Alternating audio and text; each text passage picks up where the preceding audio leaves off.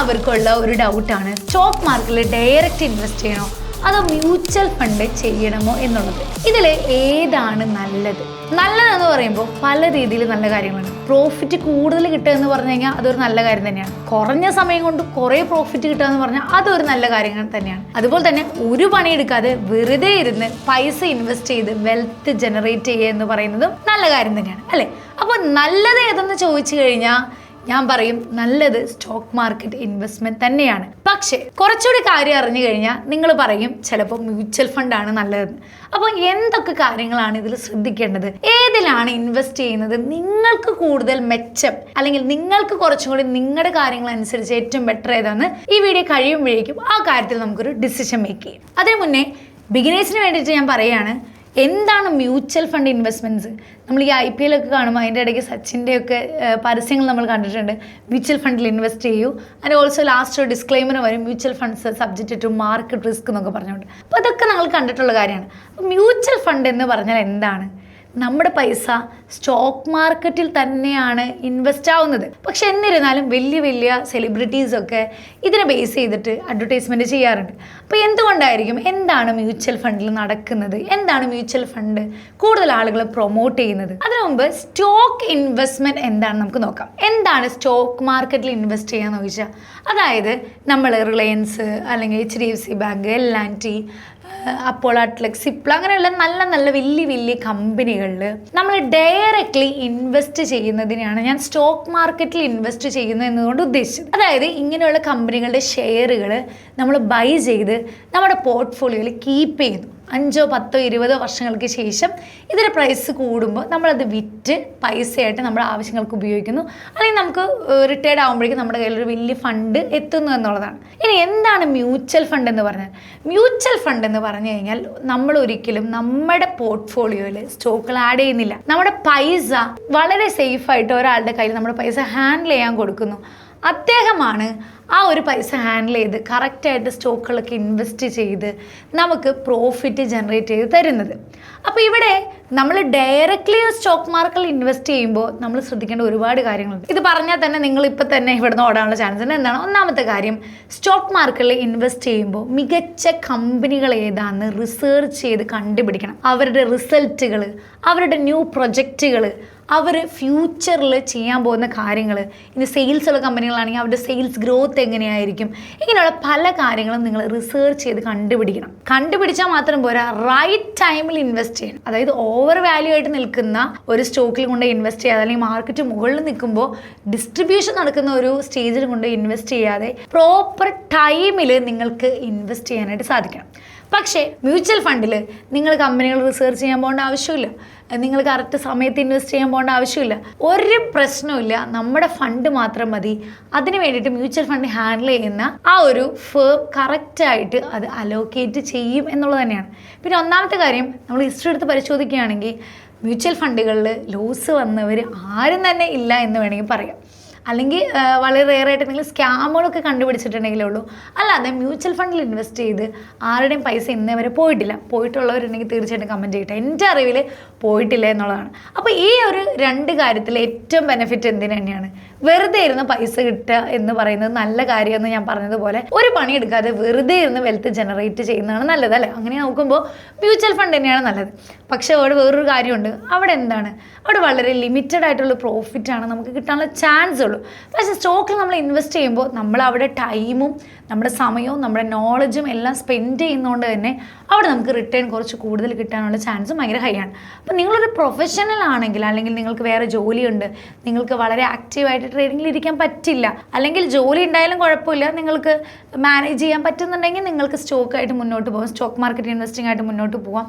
പക്ഷേ എന്നിരുന്നാലും ഇപ്പം ഞാൻ സ്റ്റോക്കിൽ ഇൻവെസ്റ്റ് ചെയ്യുന്ന ഒരാളാണ്, പക്ഷേ എനിക്കൊരു മ്യൂച്വൽ ഫണ്ട് ഉണ്ട് എന്നുള്ളതാണ്. അതായത് നിങ്ങൾ സ്റ്റോക്കിൽ ഇൻവെസ്റ്റ് ചെയ്തോട്ടെ, FD ഇട്ടോട്ടെ, മ്യൂച്വൽ ഫണ്ട് എന്ന് പറയുന്നത് ഒരു ഇൻഡിവിജ്വലിൻ്റെ ബേസിക് ആയിട്ടുള്ള ഒരു ഇൻവെസ്റ്റ്മെൻറ്റ് പ്ലാൻ തന്നെയാണ്. അപ്പോൾ കൂടുതലായിട്ട് നമുക്കിപ്പോൾ സോഴ്സസ് അവൈലബിൾ ആയതുകൊണ്ട് തന്നെ മ്യൂച്വൽ ഫണ്ടിൽ ഇൻവെസ്റ്റ് ചെയ്യുന്നത് പ്രൈം ആയിട്ടുള്ള കാര്യമാണ്. എന്നിട്ട് വേണം സ്റ്റോക്കിൽ ഇൻവെസ്റ്റ് ചെയ്യുക എന്നുള്ളതാണ് എൻ്റെ ഒരു അഭിപ്രായം. പലർക്കും പല അഭിപ്രായങ്ങളുണ്ടാവും. ഇനി നമ്മൾ റിസ്ക് ആൻഡ് റിട്ടേൺസിനെ കുറിച്ച് പറയുകയാണെങ്കിൽ, സ്റ്റോക്സിൽ ഡയറക്റ്റ്ലി ഇൻവെസ്റ്റ് ചെയ്യുമ്പോൾ അവിടെ ഹൈ റിസ്ക് ഉണ്ട്, റിട്ടേൺസും അതുപോലെ തന്നെ ഹൈ ആണ്. പിന്നെ കുറച്ചും കൂടി റിസ്ക് കുറഞ്ഞ് ലാർജ് ക്യാപ് ഫണ്ടിലൊക്കെ ഇൻവെസ്റ്റ് ചെയ്ത് കുറച്ചും കൂടി കുറേ കാര്യങ്ങൾ അതിൽ പഠിക്കാനുണ്ട്. അങ്ങനെയൊക്കെ കുറേ പഠിച്ചു കഴിഞ്ഞാൽ നിങ്ങൾക്ക് കുറച്ചുകൂടി നന്നായിട്ട് ചെയ്യാൻ പറ്റും. അവിടെ കുറച്ചുകൂടി വിന്നിങ് ചാൻസ് കൂടുതലുള്ള ഒന്നാണ് ലോങ് ടൈം ഇൻവെസ്റ്റ്മെൻറ്റ് അല്ലെങ്കിൽ ഷോർട്ട് ടൈം ഇൻവെസ്റ്റ്മെൻറ്റ് എന്ന് പറയുന്നത്. പക്ഷേ മ്യൂച്വൽ ഫണ്ടിൽ എങ്ങനെയാണ്? മ്യൂച്വൽ ഫണ്ട് റിസ്ക് ഇല്ലേ എന്ന് ചോദിക്കുന്നവരുണ്ട്.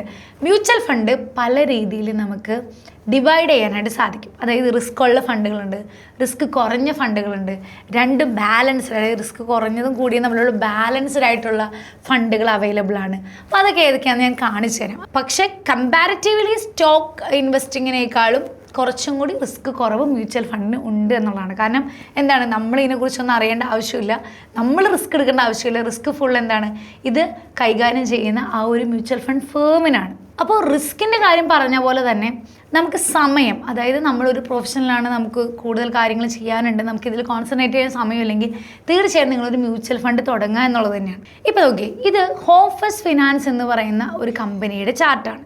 ഇതിൽ സ്റ്റോക്കിൽ ഇൻവെസ്റ്റ് ചെയ്യുന്ന ഒരു വ്യക്തിയാണ് നിങ്ങളെങ്കിൽ ഹോം ഫസ്റ്റ് ഫിനാൻസ് അത്യാവശ്യം കൊള്ളാവുന്നതാണ് എന്നുള്ളൊരു കൺഫർമേഷൻ നിങ്ങളെത്തി. പക്ഷെ നിങ്ങൾ എൻ്റർ ചെയ്യുന്നത് ഏകദേശം ഒക്ടോബർ സമയത്താണ്, 2024 ഒക്ടോബർ സമയത്താണ്. നിങ്ങൾ നോക്കിക്കേ, അവിടെ നിന്ന് വലിയൊരു ഫാളാണ് മാർക്കിൽ ഉണ്ടായിരിക്കുന്നത്. അപ്പം നിങ്ങൾക്ക് കൃത്യമായി മാർക്കറ്റിനെ കുറിച്ചൊരു നോളജ് ഇല്ലാതെ നിങ്ങൾ ആ ഒരു ലെവലിൽ ഇൻവെസ്റ്റ് ചെയ്താൽ നിങ്ങൾക്ക് നഷ്ടം നേരിടേണ്ടി വരും. അപ്പോൾ നിങ്ങൾ മെൻ്റലി എന്താവും, നിങ്ങൾ മെൻ്റലി ഡൗൺ ആവും, നിങ്ങൾക്ക് ലോസ് നേരിടും. പക്ഷേ ഇതേ സ്റ്റോക്കിൽ വേറൊരു വ്യക്തി ഫെബ്രുവരി മാർച്ച് സമയത്താണ് ഇൻവെസ്റ്റ് ചെയ്തിട്ടുള്ളത് എങ്കിൽ അയാൾക്ക് നല്ല പ്രോഫിറ്റ്, അതായത് 900 രൂപയിൽ നിന്ന് 1300 ലെവലിലേക്ക് ഹോം ഫസ്റ്റ് ഫിനാൻസ് പോയിട്ടുണ്ട്. അപ്പോൾ വളരെ ചെറിയ സമയം കൊണ്ട്, ഇപ്പോൾ മെയ് ആയിട്ടേ ഉള്ളൂ, അപ്പോൾ 1 മന്ത് കൊണ്ട് തന്നെ അദ്ദേഹത്തിന് നല്ല റിട്ടേൺ കിട്ടി എന്നുള്ളതാണ്. അപ്പോൾ ഇങ്ങനെ നോക്കുമ്പോൾ നിങ്ങളുടെ കറക്റ്റ് ടൈമിലല്ല നിങ്ങൾ ഇൻവെസ്റ്റ് ചെയ്യുന്നതെങ്കിൽ നിങ്ങൾക്ക് സ്റ്റോക്ക് ട്രേഡിങ്ങിൽ നിന്ന് ലോസ് വരാനുള്ള ചാൻസ് ഭയങ്കര ഹൈ ആണ്. പക്ഷേ ഇതിനെക്കുറിച്ച് വ്യക്തമായി അറിഞ്ഞ് നിങ്ങൾ ചെയ്യുകയാണെങ്കിൽ ഇവിടെ നിന്ന് പ്രോഫിറ്റ് കൂടുതൽ കിട്ടാനുള്ള ചാൻസും ഭയങ്കര ഹൈ ആണെന്നുള്ളതാണ്. ഇനി ഞാൻ പറഞ്ഞു, മ്യൂച്വൽ ഫണ്ടുകളിൽ തന്നെ നമുക്ക് പല രീതിയിൽ ഡിസ്റ്റിങ്വിഷ് ചെയ്യാനായിട്ട് സാധിക്കും. അതിൻ്റെ കുറച്ച് എക്സാമ്പിൾ ഞാൻ കാണിച്ചു തരാം. അതറിയാനായിട്ട് ട്രെൻഡ് ലൈൻ എന്ന് പറയുന്ന ഒരു ആപ്ലിക്കേഷൻ യൂസ് ചെയ്യാം. ഞാൻ നോക്കിയപ്പോൾ കണ്ടതാണ്, ഞാൻ ഇതിന് വേണ്ടിയിട്ടല്ല, സ്റ്റോക്സ് സ്ക്രീൻ ചെയ്യാൻ വേണ്ടി എടുത്തൊരു ആപ്ലിക്കേഷനാണ്, ഒരു സ്ക്രീനറാണ്.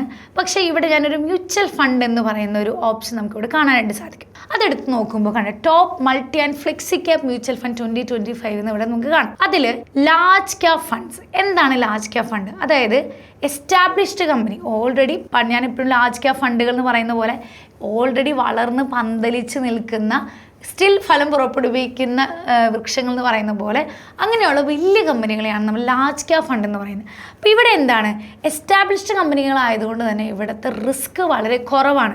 അപ്പോൾ നിങ്ങൾ നിങ്ങളുടെ ഏജ് അനുസരിച്ച് നിങ്ങൾക്ക് റിസ്ക് എടുക്കാവുന്നതാണ്. നിങ്ങളുടെ ഏജ്, നിങ്ങളുടെ കയ്യിലുള്ള ഫണ്ട് അനുസരിച്ച് നിങ്ങൾക്ക് റിസ്ക് എടുക്കാവുന്നതാണ്. ഇപ്പോൾ നിങ്ങളിപ്പം ഓൾറെഡി നമ്മൾക്കൊരു 30+ ആയി, നമ്മൾ വീട്ടിൽ കാര്യങ്ങൾ ചിലവുകളൊക്കെ ഉണ്ട്. അപ്പോൾ നിങ്ങൾക്ക് നമ്മുടെ പൈസ വെച്ച് അധികം റിസ്ക് എടുക്കാൻ പറ്റുന്ന സമയമല്ല.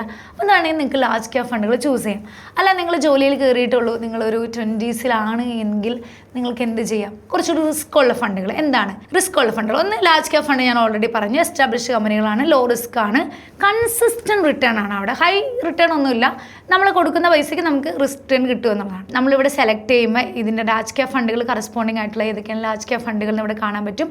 ICICI Prudential blue chip fund, അതുപോലെ തന്നെ SBI blue chip, Mirae asset large cap, അങ്ങനെ ഒരുപാട് രീതിയിലുള്ള മ്യൂച്വൽ ഫണ്ടുകൾ ഏതൊക്കെയാണ് അതിൻ്റെ പേരുകൾ നമുക്കിവിടെ കാണാൻ പറ്റും. അടുത്തത് ഫ്ലെക്സി ക്യാപ് ഫണ്ടാണ്. ഇതൊരു മോഡറേറ്റ് റിസ്ക് ഉള്ള ഫണ്ടാണ്. അതായത് ഇക്വിറ്റി മ്യൂച്വൽ ഫണ്ട് തന്നെയാണ്. ഇക്വിറ്റി മ്യൂച്വൽ ഫണ്ട് എന്ന് വെച്ച് കഴിഞ്ഞാൽ സ്റ്റോക്കുകളാണ് ഇൻവെസ്റ്റ് ചെയ്യുന്നത്. ഇപ്പം മ്യൂച്വൽ ഫണ്ട് പല രീതിയിലുണ്ട്, ഡെപ്റ്റ് mutual fund, equity mutual fund, hybrid mutual fund എന്നൊക്കെ പറയുന്ന പോലെ. ഇവിടെ ശരിക്കും ഇക്വിറ്റി മ്യൂച്വൽ ഫണ്ട് എന്ന് പറഞ്ഞാൽ സ്റ്റോക്കിൽ ഇൻവെസ്റ്റ് ചെയ്യുകയാണ്. അത് മാത്രമാണ് ഞാൻ ഇപ്പോൾ പറയുന്നുള്ളൂ. ഡെപ്റ്റ് മ്യൂച്വൽ ഫണ്ടുകൾ നമ്മുടെ ബോണ്ടുകളിലൊക്കെ ഇൻവെസ്റ്റ് ചെയ്യുന്നതുണ്ട്. അതിനെക്കുറിച്ച് ഞാൻ പറയുന്നത് ഫുൾ സ്റ്റോക്ക് റിലേറ്റഡ് മാത്രം. അതായത് ഇക്വിറ്റി മ്യൂച്വൽ ഫണ്ട് എന്ന് പറഞ്ഞാൽ ഫുൾ സ്റ്റോക്സിലാണ് ഇൻവെസ്റ്റ് ചെയ്യുന്നത്. മോഡറേറ്റ് റിസ്ക് ഉള്ളതാണ് ഫ്ലെക്സി ക്യാപ്പ്. ഞാൻ എപ്പോഴും സജസ്റ്റ് ചെയ്യുന്നത് ഫ്ലെക്സി ക്യാപ്പുകളാണ്. നിങ്ങൾ കേട്ടിട്ടുണ്ടാകും Parikh Parag flexi cap mutual fund. എന്താണ് ഫ്ലെക്സി ക്യാപ്പ്? അതായത് ഇതിൽ ഇക്വിറ്റി മ്യൂച്വൽ ഫണ്ടിൽ തന്നെ ഇവർ ഫുള്ളായിട്ട് എല്ലാം ലാർജ് ക്യാപ്പിൽ ഇടണമെന്നില്ല. കുറച്ച് large cap, mid cap, small cap, അതായത് വലിയ കമ്പനികൾ, മീഡിയം കമ്പനികൾ, വളരെ ലോ കമ്പനി. അപ്പോൾ അവർ ആ ഒരു സമയം അനുസരിച്ച് കറക്റ്റായിട്ട് അനാലിസിസ് ചെയ്ത് ഇപ്പോൾ ബുള്ളിഷായിട്ട് നിൽക്കുന്ന ആ ഒരു സെഷൻ ഏതാണ് അങ്ങനെ നോക്കിയിട്ട് ഇൻവെസ്റ്റ് ചെയ്യുന്നവരാണ് ഫ്ലെക്സി ക്യാപ്പുകൾ. അപ്പോൾ അങ്ങനെ നോക്കുമ്പോൾ അത് കുറച്ചും കൂടി നമുക്ക് റിവാർഡ് കൂടുതൽ കിട്ടുന്ന ഒരു മ്യൂച്വൽ ഫണ്ടാണ്. പക്ഷെ അവിടെ ലാർജ് ക്യാപ്പ് ഫണ്ടിനെ അപേക്ഷിച്ച് കുറച്ച് റിസ്ക് കൂടുതലുണ്ട്. പക്ഷെ അത് എടുക്കുന്നതുകൊണ്ട് തെറ്റില്ല എന്നാണ് എൻ്റെ അഭിപ്രായം. അതിൻ്റെ റിലേറ്റഡ് ആയിട്ടുള്ള മ്യൂച്വൽ ഫണ്ട് നമുക്കിവിടെ കാണാൻ പറ്റും. Parikh Parag mutual fund, HDFC flexi cap, Kotak flexi cap, Nippon India multi cap, അങ്ങനെ കുറച്ച് ഫ്ലെക്സി ക്യാപ്പ് ഫണ്ടുകൾ നമുക്കിവിടെ കാണാൻ പറ്റും. ഇത് അടുത്താണ് സ്മോൾ ക്യാപ്പ് ഫണ്ട്. ഇത് ഭയങ്കര റിസ്കി ആയിട്ടുള്ളതാണ്. അതായത് ഹൈ ഗ്രോത്ത് പൊട്ടൻഷ്യൽ ആയിരിക്കും. വളരെ ചെറിയ കമ്പനികൾ പ്രത്യേകത എന്താ, ചെറിയ കമ്പനികൾ ചെറിയ പൈസയ്ക്ക് നമുക്ക് വാങ്ങാൻ കിട്ടും. പക്ഷെ ഭാവിയിൽ അത് വലിയ കമ്പനികളാവാൻ ചാൻസ് ഉള്ള കമ്പനികളല്ലേ അല്ലേ? പക്ഷേ എല്ലാ കമ്പനികളും വലിയ കമ്പനികളാവണമെന്നില്ല. ഇപ്പോൾ റിലയൻസ് ഒക്കെ വളരെ ചെറിയ കമ്പനിയായിട്ട് വന്നതാണ്, പിന്നീടാണ് വളർന്നത് ലാർജ് ക്യാപ്പ് ആയത്. അപ്പോൾ എല്ലാ കമ്പനികൾക്കും അങ്ങനെ ലാർജ് ക്യാപ്പ് ആവാനുള്ളൊരു ഓപ്പർച്യൂണിറ്റി അവൈലബിൾ ആണ്. പക്ഷെ എപ്പോൾ ആവും എന്നുള്ളത് നമുക്ക് അറിയില്ല എന്നുള്ളതാണ്. പക്ഷെ എന്നിരുന്നാലും സ്മോൾ ക്യാപ്പ് ഫണ്ട് റിസ്ക് എടുക്കാൻ താല്പര്യമുള്ളവർക്ക് നല്ലൊരു ഫണ്ട് തന്നെയാണ്. ഹൈ ഗ്രോത്ത് പൊട്ടൻഷ്യൽ ഉണ്ട്, ഹയർ വോളറ്റിലിറ്റി, ഹയർ റിസ്ക്കും ഉണ്ട്. ഹയർ റിസ്ക് എടുക്കുന്നതുകൊണ്ട് തന്നെ അതിനനുസരിച്ച് പ്രോഫിറ്റും അതിനകത്ത് കിട്ടും. ഇതാണ് 3 മേജർ ആയിട്ടുള്ള ഇക്വിറ്റി മ്യൂച്വൽ ഫണ്ട് എന്ന് പറയുന്നത്. ആൻഡ് അതുപോലെ തന്നെ ഹൈബ്രിഡ് ഡെപ്റ്റ് മ്യൂച്വൽ ഫണ്ട് ഒക്കെ നമുക്ക് കാണാൻ പറ്റും. കൂടുതലായിട്ട് നിങ്ങൾക്ക് നോക്കാം ഈ ഒരു ട്രെൻഡ് ലൈൻ എന്ന് പറഞ്ഞൊരു ആപ്പിൽ. ഏതാണ് കുറച്ചുകൂടി നല്ലത്? നിങ്ങൾ തന്നെ പറയും ഏത് മ്യൂച്വൽ ഫണ്ടാണ് കുറച്ചുകൂടി ഇൻവെസ്റ്റ് ചെയ്യാൻ നല്ലത് എന്നുള്ളത്. ഇനി അടുത്തത് ഇതെങ്ങനെ ചെയ്യാമെന്നുള്ളതാണ്. അത് ഞാൻ അടുത്തൊരു വീഡിയോയിൽ പറയാം. അപ്പോൾ മ്യൂച്വൽ ഫണ്ട് ചെയ്യുക എന്ന് പറഞ്ഞു കഴിഞ്ഞാൽ നമ്മുടെ കാറിൽ നമ്മളൊരു ഡ്രൈവറെ വെക്കുന്ന പോലെയാണ്. നമ്മൾ കയറി ഇരുന്നാൽ മതി, ഡ്രൈവർ റോട്ടിലെ റിസ്ക്കും ആക്സിഡൻസ് ഒക്കെ നോക്കി നമ്മൾ കറക്റ്റ് സ്ഥലത്ത് കൊണ്ടെത്തിക്കുമെന്ന് പറയുന്നത് പോലെ. അല്ല, നമ്മൾ കാർ ഓടിക്കുകയാണെങ്കിൽ നമ്മൾ വളരെ ശ്രദ്ധിച്ച് ഓടിക്കണം അല്ലേ? നമ്മൾ ഉറങ്ങാനൊന്നും പറ്റില്ല, ഫോൺ നോക്കാൻ പറ്റില്ല, നമ്മൾ ഫുൾ അലേർട്ട് ആയിരിക്കണം എന്ന് പറയുന്ന പോലെ. സ്റ്റോക്കിൽ ഇൻവെസ്റ്റ് ചെയ്യുമ്പോൾ നിങ്ങൾക്ക് അവിടെ റിട്ടേൺ കൂടുതലാണ്. നിങ്ങൾ പക്ഷേ നിങ്ങളുടെ ടൈമും ക്യാഷും നോളജും റിസർച്ചും എല്ലാം ഇൻവെസ്റ്റ് ചെയ്യണം. നിങ്ങൾക്ക് അതായിട്ട് കുറച്ചും കൂടി ഇഷ്ടമുണ്ടെങ്കിൽ നിങ്ങൾക്ക് അത് തന്നെ ചെയ്യാം. നമ്മൾ എന്തെങ്കിലും ചെയ്തു എന്നുള്ളൊരു സംതൃപ്തിയൊക്കെ നമുക്ക് കിട്ടും. പക്ഷെ അങ്ങനെയല്ല, നിങ്ങൾ വർക്കിൽ കുറച്ചും കൂടി നിങ്ങളുടെ പ്രൊഫഷണൽ വർക്കിൽ നിങ്ങൾ കുറച്ചും കൂടി ഇൻവോൾവ്ഡ് ആണ് എങ്കിൽ തീർച്ചയായിട്ടും നിങ്ങളുടെ പൈസ മ്യൂച്വൽ ഫണ്ട് ഇൻവെസ്റ്റ് ചെയ്യുന്നതായിരിക്കും കുറച്ചുകൂടി നല്ലത്. ആദ്യം തന്നെ നിങ്ങൾക്ക് നിങ്ങളുടെ റിസ്ക് നോട്ട് ചെയ്തിട്ട് നിങ്ങൾക്ക് ഇൻവെസ്റ്റ് ചെയ്യാവുന്നതാണ്. അപ്പോൾ സ്റ്റോക്കിൽ ഇൻവെസ്റ്റ് ചെയ്യുന്നവർ അത്രയും കാര്യങ്ങൾ ശ്രദ്ധിക്കാം. മ്യൂച്വൽ ഫണ്ട് നമ്മുടെ ഡ്രൈവർ വയ്ക്കുന്ന പോലെ ആയതുകൊണ്ട് തന്നെ നിങ്ങൾക്ക് എന്ത് വേണമെങ്കിലും ചെയ്യാം. അപ്പോൾ എൻ്റെ അഡ്വൈസ് ഇതാണ്. ഇനി നിങ്ങളുടെ അഭിപ്രായം എന്ന് തീർച്ചയായിട്ടും കമൻറ്റ് ചെയ്യൂ. അപ്പോൾ ഇതാണ് മേജറായിട്ടുള്ള ഇതിൻ്റെ ഒരു വ്യത്യാസം എന്ന് പറയുന്നത്. അപ്പോൾ നിങ്ങൾക്ക് മനസ്സിലായെന്ന് വിചാരിക്കുകയാണ്. ഇനി എങ്ങനെ ഒരു മ്യൂച്വൽ ഫണ്ട് നമുക്ക് ചെയ്യാമെന്നുള്ളൊരു വീഡിയോ ആയിട്ട് നമുക്ക് വീണ്ടും കാണുന്നവരേക്കും ബൈ.